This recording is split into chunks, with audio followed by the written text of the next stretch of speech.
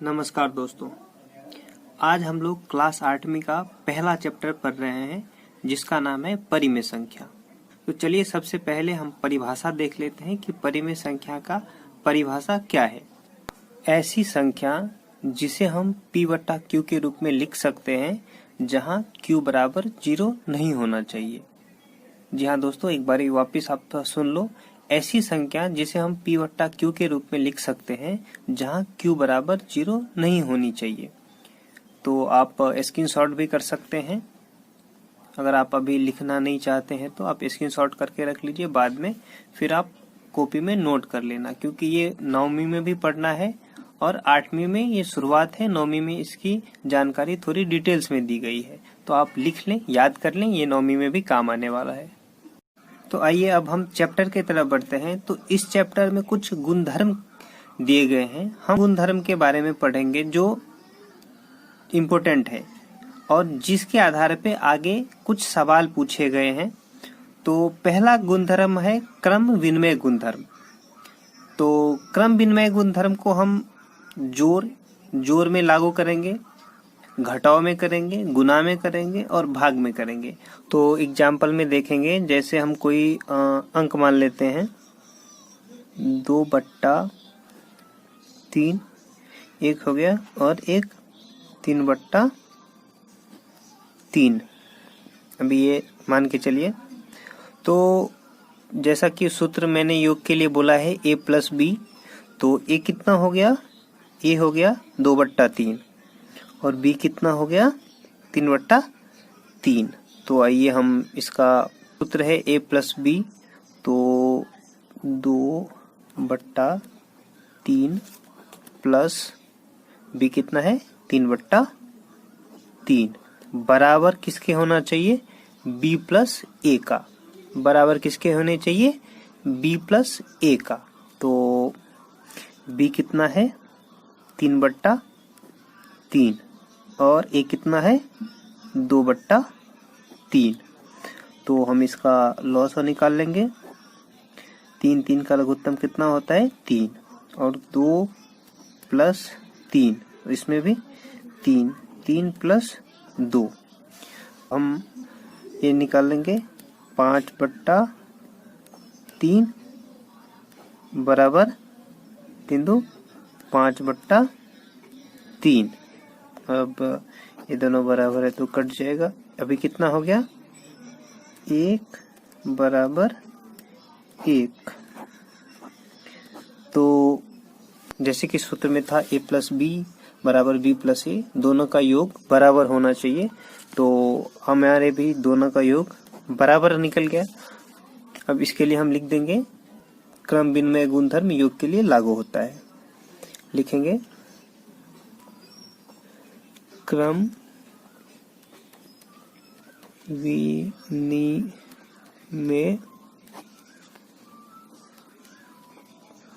गुणधर्म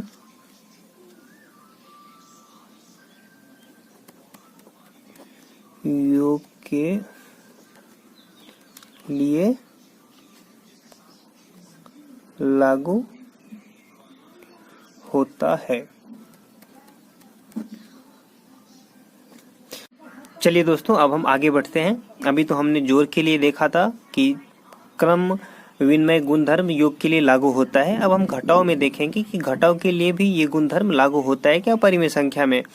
तो घटाव के लिए सूत्र होता है, जैसे जोड़ में था a+b का, तो घटाव में हो जाएगा a-b बराबर b-a। तो हमने जैसे कि मान जोड़ में भी रखा था, a के लिए कितना रखा था हमने?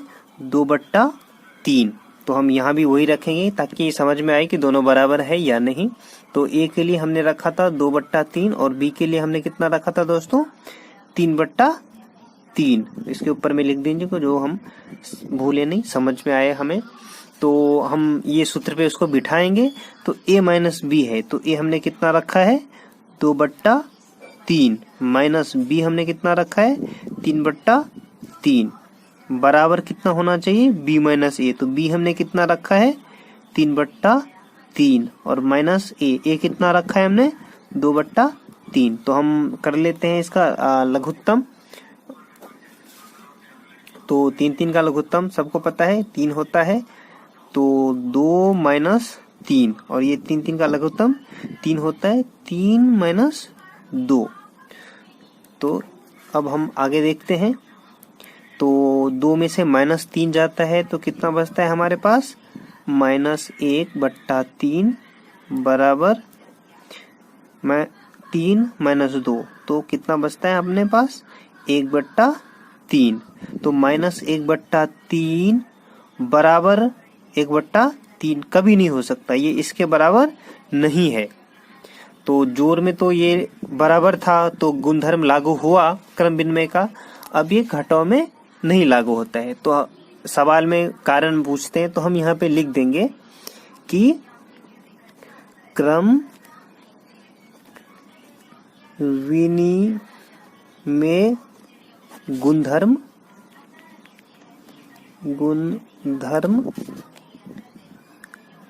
घटाव में लागू नहीं होता है,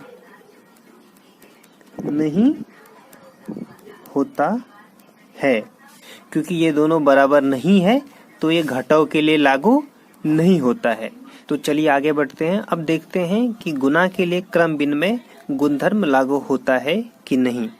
तो दोस्तों गुणा के लिए ये सूत्र होता है a गुने b बराबर होना चाहिए b गुने a का। अगर दोनों बराबर हो गया तो परिमेय संख्या में क्रम विनिमय का गुणधर्म गुणा के लिए लागू होगा। तो आइए इसका भी सत्यापन कर लेते हैं। हमने पहले वाला ही जो माना है वो गुणे में भी मान लेते हैं। तो a बराबर हमने कितना माना है 2/3 और b बराबर हमने कितना माना था 3/3। तो a हो गया ये, b हो गया ये। तो अब हम सूत्र पे बिठा के इसको देख लेते हैं कि ये लागू होता है कि नहीं। तो a कितना हो गया 2/3 गुने कितना हो गया 3/3, और ये बराबर होना चाहिए किसका b गुने a का। तो b कितना हो गया 3/3 गुने a कितना हो गया 2/3। तो आइए इस दोनों को देख लेते हैं। ये 3 तो कट जाएगा पहले ही, और ये 3 भी कट जाएगा। तो अब हमारे पास क्या क्या बचता है 2/3 बचता है बराबर 2/3 बचता है। तो इसका बराबर ये हो गया, तो ये दोनों कट जाएगा। फिर हमारे इधर क्या मिल गया 1 बराबर 1। इसका मतलब हो गया दोस्तों कि a गुने b बराबर b गुने a। तो हम ये लिख देंगे कि क्रम विनिमय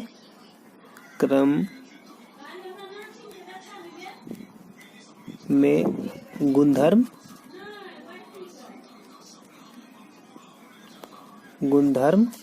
गुणा के लिए लागू होता है, गुणा में लागू होता है, गुणा में लागू होता है। चलिए दोस्तों अब हम ये भाग के लिए देख लेते हैं कि क्रम विनिमय गुणधर्म भाग के लिए लागू होता है कि नहीं। तो भाग के लिए जैसे कि गुणा के लिए सूत्र था a गुने b बराबर b गुने a, तो भाग के लिए क्या सूत्र हो जाएगा a भागा b बराबर होना चाहिए b भागा a का। तो a हमने कितना माना है, a हमने माना है 2/3, और भाग b हमने कितना माना है 3/3 बराबर कितना होना चाहिए b भागा a का। तो b हमने दोस्तों कितना माना है 3/3 भागा a कितना है हमारे पास 2/3। जैसे कि ये भाग है तो अब हम इसको बनाएंगे तो गुना करेंगे तो ये ऊपर नीचे हो जाएगा। तो जैसे कि 2/3 गुने 3/3 बराबर 3/3 गुने कितना हो गया 3/2। जी हाँ दोस्तों, ये 3 कट जाएगा, ये 3 कट जाएगा। अभी हमारे पास क्या बचा 2/3 बराबर कितना बचा हमारे पास 3/2। तो जैसा कि आप लोग देख पा रहे हैं कि 2/3 बराबर 3/2, ये इसके बराबर ये नहीं है, इसके बराबर ये नहीं है, तो ये भाग के लिए लागू नहीं होगा। तो हम लिख देंगे लागू नहीं होगा क्रम विनिमय में गुणधर्म भाग में, गुणधर्म भाग में। तो ये था क्रम विनिमय का। तो अब दूसरा गुणधर्म हम देखेंगे। एक दूसरा गुणधर्म दिया हुआ है, का नाम है सहचार्य या उसको सहचारिता गुणधर्म भी बोलते हैं। तो इसके लिए योग का सूत्र होता है, यहाँ लिख देंगे योग के लिए। जी, योग के लिए सूत्र होता है a प्लस बी प्लस सी। उसमें भी देख लीजिए दोस्त, इसमें एक चीज है, हम पहले बी सी को प्लस करेंगे फिर ए को प्लस करेंगे, बराबर अभी हम a प्लस बी प्लस सी, तो इसमें भी ए बी को पहले करेंगे क्रिया और उसके बाद सी को करेंगे। तो ये ध्यान रखिए। चलिए दोस्त, सहचार्य या सहचारिता गुण धर्म को हम योग जो सूत्र है उसका उपयोग करके एक उदाहरण हम समझते हैं, जिसमें ए का मान हमने रखा है 2/3, बी का मान हमने रखा है 1/3 और सी का मान हमने कितना रखा है 5/3। तो अब इसको इन तीनों मानों को हमें इस सूत्र पे बिठाना है। अगर इसके बराबर ये हो गया तो ये गुणधर्म लागू होगा। ठीक है, तो कुछ नहीं है, पहले के सवाल जैसा ही है, बस थोड़ा इसमें क्या है, जैसे पहले भी मैंने बोला है कि b प्लस सी का पहले करेंगे जो कोष्ठ के अंदर है, और इसमें भी a प्लस बी को पहले करेंगे जो कोष्ठ के अंदर में है, और फिर बाद में c और फिर इसके बाद में a। ठीक है, तो चलिए हम करते हैं। a कितना है 2/3, ऐसे ही लिख देंगे, जोड़ है तो जोड़ दे देंगे। अब b प्लस सी, तो b हमने कितना माना है 1/3। ठीक है, अब इसको कोष्ठ स्टार्ट करके लिख लेते हैं जिससे समझ में आए।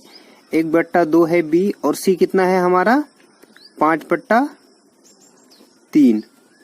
ठीक है दोस्तों, इसके बराबर हमें क्या करना है, ये करवाना है। अगर ये हो गया तो ये गुणधर्म लागू होगा। तो a कितना है 2/3 प्लस b कितना है 1/3 कोष्ठ बंद, प्लस c कितना है 5/3। ठीक है, तो ये बराबर अगर चाहिए तो ये लिख देंगे वापस से 2/3 लिख देंगे, प्लस अब इस दोनों को क्रिया कर लेंगे दोस्तों। तो अच्छा रहेगा कि हम इतना शॉर्ट करके लिखे। 3 का लघुत्तम सबको पता है 3 होता है, और यहाँ ये कर लेते हैं क्योंकि 1 और 5 कितना हो गया 6। इसके बराबर हमें ये दोनों को करना है। तो 3 का लघुत्तम कितना होता है 3। अब इसको गुना करेंगे तो 2 + 1 कितना हो गया टोटल 3, प्लस कितना है 5/3। ठीक है, अब ये हो गया। अब इसका कर लेंगे लॉस हो, तो हम कर लेते हैं 3 का 3, 2 + 6 बराबर में इतना कितना है 3 का लघुत्तम 3 + 5।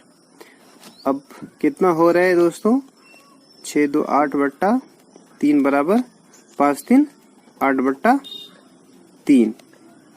तो ये भी इतना है, ये भी इतना है, तो कट जाएगा। अभी हमारे पास कितना बचा 1 = 1। तो ये दोनों तो बराबर हो गया, तो ये गुणधर्म लागू होगा। सहचार्य गुणधर्म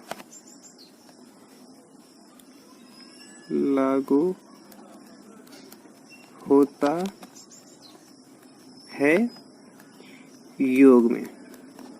ऐसी दोस्तों घटाव में भी करेंगे तो ये प्लस है तो उसमें माइनस हो जाएगा, हम वो नहीं करते हैं क्योंकि एग्जाम्पल में हमने जोड़ का बता दिया है। आप जोड़ के जैसे ही घटाव आ जाता है तो घटाव में तो नहीं लागू होता है। जो पहले हमने पढ़ा था क्रम विनिमय में, तो उसमें भी ये हो गया था कि जोड़ में लागू होता है, घटाव में नहीं होता है, गुना में लागू होता है, भाग में नहीं होता है। तो ऐसे ही इसमें भी सेम प्रोसेस है, बस इसमें ये आप लोग ख्याल रखना कि B+C को पहले करेंगे जो क्वेश्चन के अंदर में है।